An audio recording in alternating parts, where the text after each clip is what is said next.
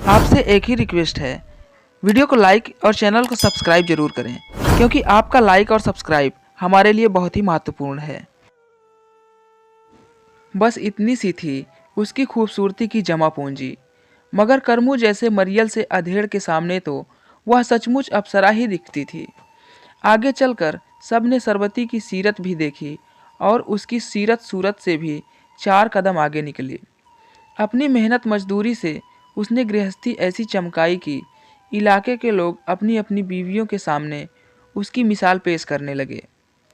करमू की बिरादरी के कई नौजवान इस कोशिश में थे कि करमू जैसे लंगूर के पहलू से निकलकर सरबती उनके पहलू में आ जाए।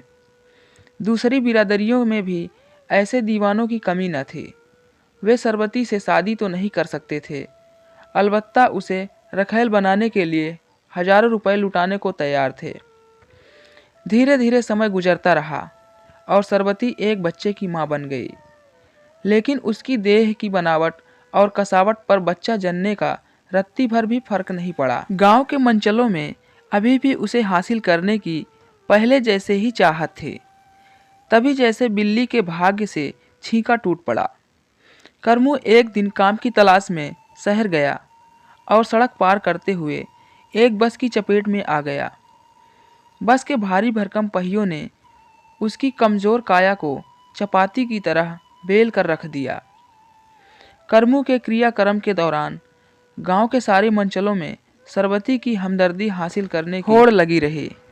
वह चाहती तो पति की 13वीं को यादगार बना सकती थी। गांव के सभी साहूकारों ने सरबती की जवानी की जमानत पर थैलियों के मुंह खोल रखे थे, मगर उसने वफादारी कायम रखना ही पति के प्रति सच्ची श्रद्धांजलि समझते हुए सब कुछ बहुत किफ़ायत से निपटा दिया।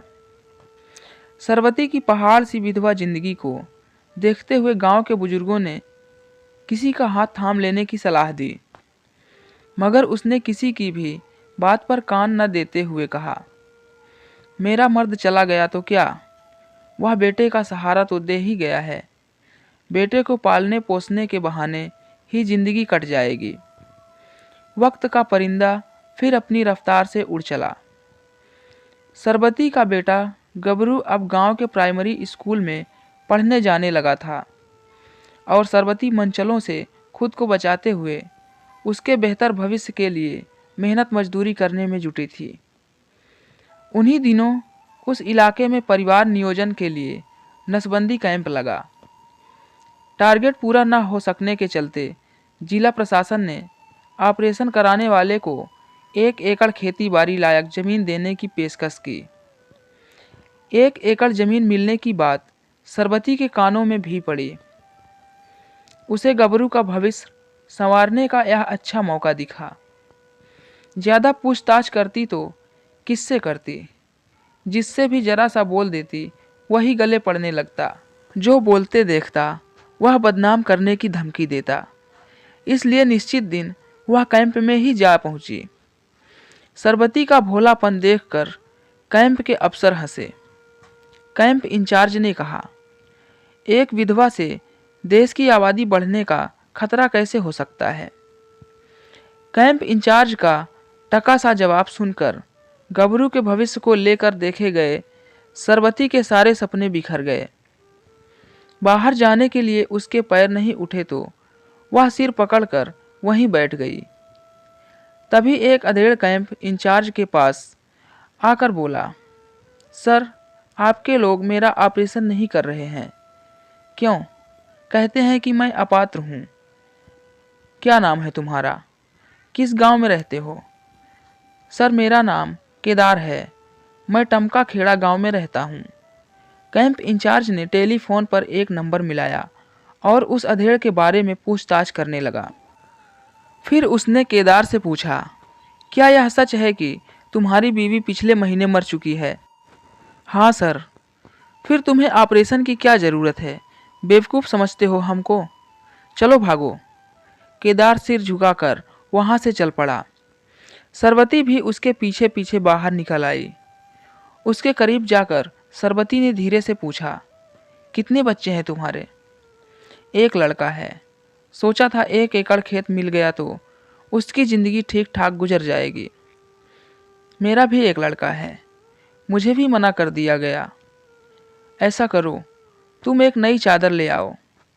केदार ने एक नज़र उसे देखा, फिर वहीं ठहरने को कहकर वह कस्बे के बाजार चला गया और वहाँ से एक नई चादर, थोड़ा सिंदूर, हरी चूड़ियाँ व बिछिया वगैरह ले आया। थोड़ी देर बाद वे दोनों कैंप इंचार्ज के पास खड़े थे। केदार ने कहा, हम लोग भी ऑपरेशन कराना चाहते हैं साहब। अफसर ने दोनों पर एक गहरी नज़र डालते हुए कहा, मेरा ख्याल है कि अभी कुछ घंटे पहले मैंने तुम्हें कुछ समझाया था। साहब, अब केदार ने मुझ पर नई चादर डाल दी है। सरबती ने शर्माते हुए कहा। नई चादर? कैंप इंचार्ज ने न समझने वाले अंदाज में पास में ही बैठी एक जनप्रतिनिधि दीपा की ओर देखा। इस इलाके में किसी विधवा या छोड़ी गई औरत के साथ शादी करने के लिए उस पर नई चादर डाली जाती है। कहीं कहीं इसे धरौना करना या घर बिठाना भी कहा जाता है। उस जनप्रतिनिधि दीपा ने बताया। ओह! कैंप इंचार्ज ने घंटी बजाकर चपरासी को बुलाया और कहा, इस आदमी को ले जाओ, अब यह अपात्र नहीं है, इसकी नसबंदी करवा दें। हाँ, तुम्हारा नाम क्या है? सरबती। तुम कल फिर यहाँ आना, कल दूरबीन विधि से तुम्हारा ऑपरेशन हो जाएगा। लेकिन साहब, मुझे भी 1 एकड़ ज़मीन मिलेगी ना? हाँ हाँ, जरूर मिलेगी। हम तुम्हारे लिए तीसरी चादर ओढ़ने की गुंजाइश कतई नहीं छोड़ेंगे। सरबती नमस्ते कहकर खुश होते हुए कैंप से बाहर निकल गई तो उस जनप्रतिनिधि ने कहा, साहब, आपने एक मामूली औरत के लिए कायदा ही बदल दिया। दीपा जी, यह सवाल तो कायदे कानून का नहीं, आबादी रोकने का है। ऐसी औरतें नई चादरें ओढ़ ओढ़ कर हमारी सारी मेहनत पर पानी फेर देंगी। मैं आज ही ऐसी औरतों की तलाशने का काम शुरू करता हूँ। उन्होंने फौरन महतो को फ़ोन पर निर्देश देने शुरू कर दिए। दूसरे दिन सरबती कैंप में पहुंची तो वहां मौजूद कई दूसरी औरतों के साथ उसका भी दूरबीन विधि से नसबंदी ऑपरेशन हो गया।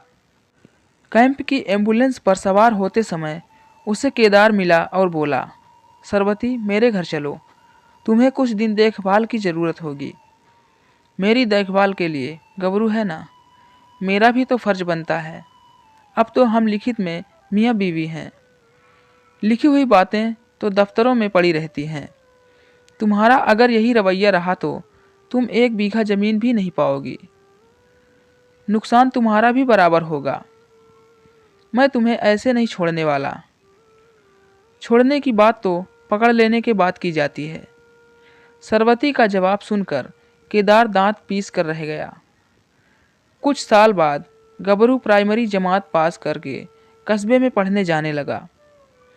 एक दिन उसके साथ उसका सहपाठी परमू उसके घर आया। परमू के मैले कुचैले कपड़े और उलझे रूखे बाल देखकर सरबती ने पूछा, तुम्हारी माँ क्या करती रहती है परमू? मेरी माँ नहीं है, परमू ने मायूसी से बताया। तभी तो मैं कहूँ, खैर, अब तो तुम खुद बड़े हो चुके हो, नहाना कपड़े धोना कर सकते हो। परमू टुकुर टुकुर सरबती की ओर देखता रहा। जवाब गबरू ने दिया, माँ, घर का सारा काम परमू को ही करना होता है। इसके बापू शराब भी पीते हैं। अच्छा, शराब भी पीते हैं? क्या नाम है तुम्हारे बापू का? केदार। कहाँ रहते हो तुम? टमका खेड़ा। सरबती के कलेजे पर घूंसा सा लगा। उसने गबरू के साथ परमू को भी नहलाया, कपड़े धोए, प्यार से खाना खिलाया और घर जाते समय 2 लोगों का खाना बांधते हुए कहा, परमू बेटा, आते जाते रहा करो गबरू के साथ। हाँ माँ, मैं भी यही कहता हूँ। मेरे पास बापू नहीं है तो मैं जाता हूँ कि नहीं इसके घर। अच्छा, इसके बापू तुम्हें अच्छे लगते हैं? जब शराब नहीं पीते तब। मुझे प्यार भी खूब करते हैं। अगली बार उनसे मेरा नाम लेकर शराब छोड़ने को कहना। इसी के साथ ही परमू और गबरू के हाथों दोनों घरों के बीच पुल तैयार होने लगे। पहले खाने पीने की चीज़ें आई गईं, फिर कपड़े और रोज़मर्रा की दूसरी चीज़ें भी आने जाने लगीं। फिर एक दिन केदार खुद सरबती के घर जा पहुंचा। तुम यहाँ कैसे? सरबती ने उसे अपने घर आया देख हक्की बक्की रह गई। मैं तुम्हें यह बताने आया हूँ कि मैंने तुम्हारा संदेश मिलने से अब तक शराब छुई भी नहीं है, तो इससे तो प्रमु का भविष्य संवरेगा। मैं अपना भविष्य संवारने आया हूँ। मैंने तुम्हें भुलाने के लिए ही शराब पीनी शुरू की थी, तुम्हें पाने के लिए ही शराब छोड़ी है सरबती। कहकर केदार ने उसका हाथ पकड़ लिया। अरे अरे, क्या करते हो? बेटा गबरू आ जाएगा। वह शाम से पहले नहीं आएगा। आज मैं तुम्हारा जवाब लेकर ही जाऊंगा सरबती। बच्चे बड़े हो चुके हैं, समझाना मुश्किल हो जाएगा उन्हें। बच्चे समझदार भी हैं, मैं उन्हें पूरी बात बता चुका हूँ।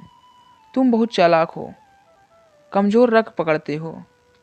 मैंने पहले ही कह दिया था कि मैं तुम्हें छोड़ूंगा नहीं। केदार ने उसकी आंखों में झांकते हुए कहा। सरबती की आंखें खुद ब खुद बंद हो गई। उस दिन के बाद केदार अक्सर प्रमु को लेने के बहाने सरबती के घर आ जाता। गबरू की जिद पर वह प्रमु के घर भी आने जाने लगी। जब दोनों रात में भी एक दूसरे के घर में रुकने लगे तो दोनों गांवों के लोग जान गए कि केदार ने सरबती पर नई चादर डाल दी है। प्रमु, गबरू और केदार बहुत खुश थे। खुश तो सरबती भी कम नहीं थी, मगर उसे कभी कभी बहुत अचंभा होता था कि वह अपने पहले पति को भूलकर केदार की पकड़ में आ कैसे गई। दोस्तों, आज की यह खास और मज़ेदार कहानी आपको कैसी लगी, हमें कमेंट में ज़रूर बताएं।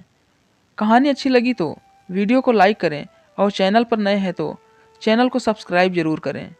धन्यवाद।